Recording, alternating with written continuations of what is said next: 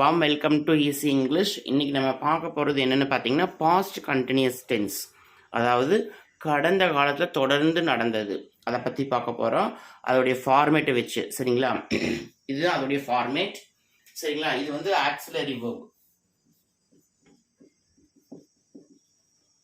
இது வந்து auxiliary verb, இது வந்து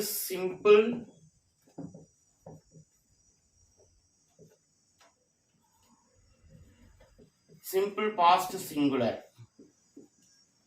வந்து was, simple past plural were. சரிங்களா? இதுவே உங்களுக்கு present tenseக்கு தெரியும். present tenseக்கு என்னது? is, are. சரிங்களா? இப்போ நம்ம அடுத்து வந்து எக்ஸாம்பிள்ஸ் பார்க்கலாம். சரிங்களா?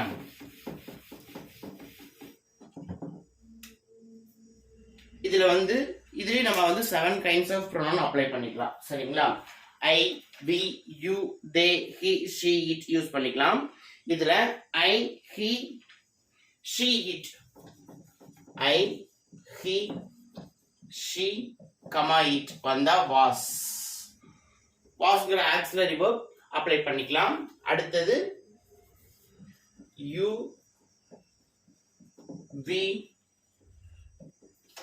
they and names வந்தா where அப்படிங்கிற ஆக்சிலரி வெர்ப் நம்ம அப்ளை பண்ணிக்கலாம். சரிங்களா?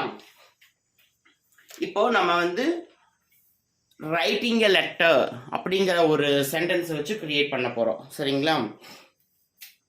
Writing a letter. I, he, she, it was writing a letter.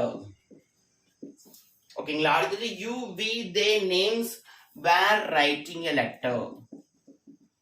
Were writing a letter. சரிங்களா? he was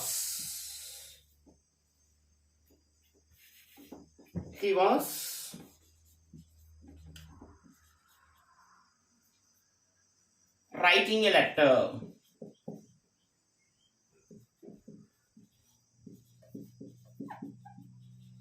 They were writing a letter. They were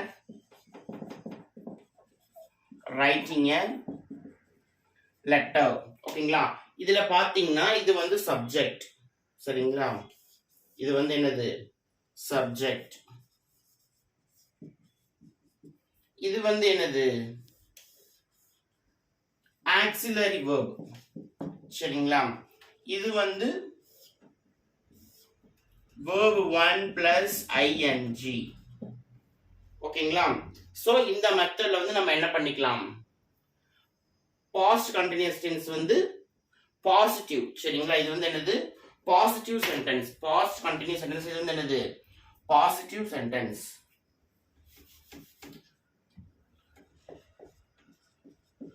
positive sentence.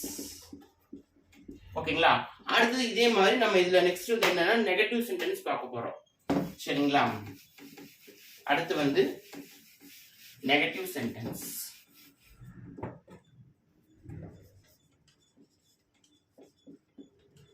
Negative sentence என்னன்னு பாத்தீங்கன்னா ஒண்ணு இல்ல, இதுல வந்து நம்ம நாட் வந்து ஆட் பண்ண போறோம்.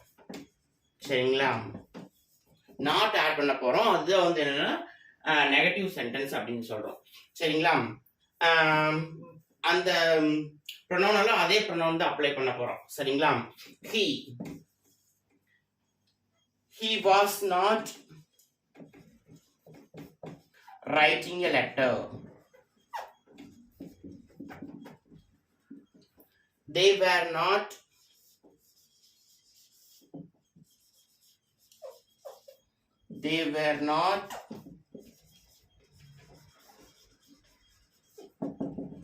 writing a letter. இங்க நம்ம என்ன ஆட் பண்ணிருக்கோம் அப்படின்னா இந்த ஆக்சிலரி வெர்ப் கூட நாட் யூஸ் பண்ணிருக்கோம். சரிங்களா? ஆக்சிலரி வெர்ப் கூட நாட் யூஸ் பண்ணிருக்கோம். ஏன் நாட் யூஸ் பண்ணிருக்கோம் அப்படின்னா இது வந்து நெகட்டிவ். நெகட்டிவ் சென்டென்ஸ் அப்படிங்கிறதுனால நாட் யூஸ் பண்ணியிருக்கோம். சரிங்களா, வேற ஒன்றும் இல்லை. அடுத்தது இதுலேயே பார்த்தீங்கன்னா பாசிட்டிவ் இன்ட்ராகேட்டிவ்.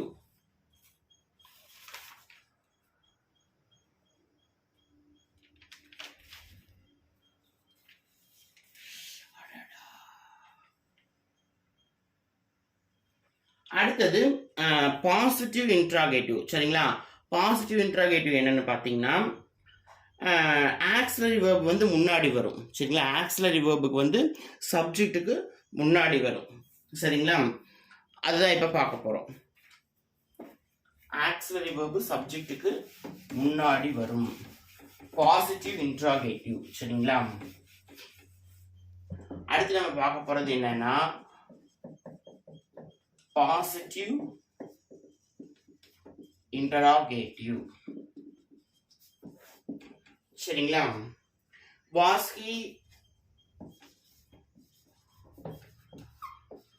he writing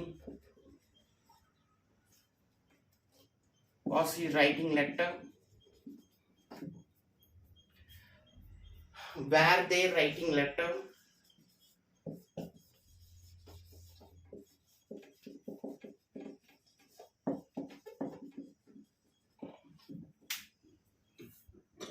ஓகேங்களா, அடுத்தது were we writing letter?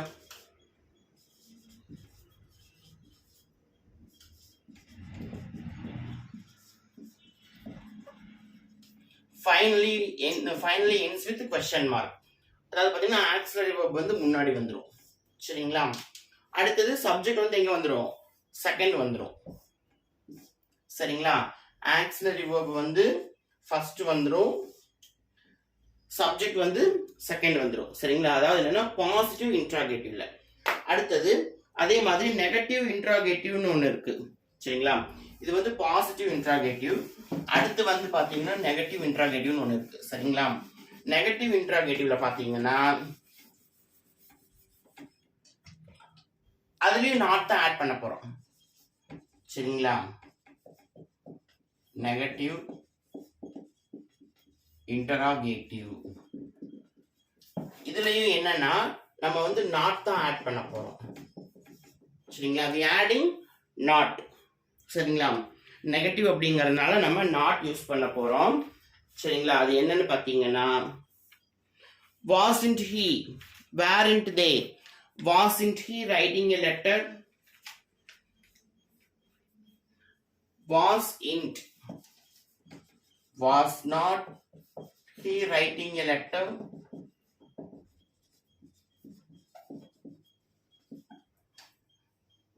weren't